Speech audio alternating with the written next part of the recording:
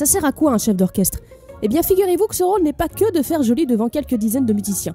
En réalité, c'est lui qui décide de l'interprétation d'une pièce, et il va donc indiquer plusieurs éléments à l'orchestre en agitant effectivement les bras. Mais en fait, la totalité de son corps indique ce qu'il veut, de ses mouvements frénétiques corporels aux plus petites expressions de son visage. Mais alors, il indique quoi? Basiquement, les nuances et le tempo, c'est-à-dire le volume sonore et la vitesse de jeu.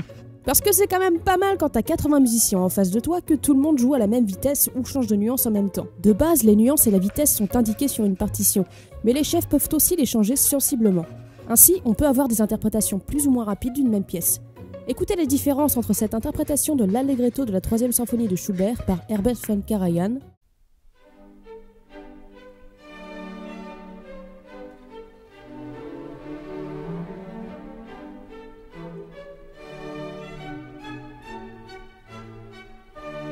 puis par Philipp Herwerg.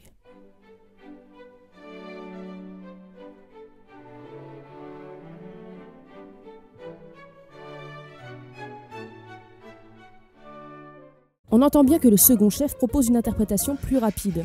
On peut imaginer que Karajan y voit quelque chose de tranquille, d'assez droit, sans trop être sautillant, avec une ligne mélodique jouée de manière assez linéaire et un accompagnement lui aussi assez droit. C'est carré en somme.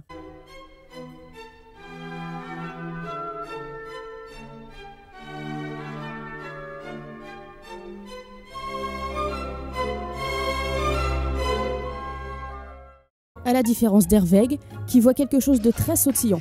Et à l'accompagnement, les notes tenues sont gonflées, c'est-à-dire jouées en crescendo puis en décrescendo. On a plus une impression de relief que de linéarité, contrairement à Karajan.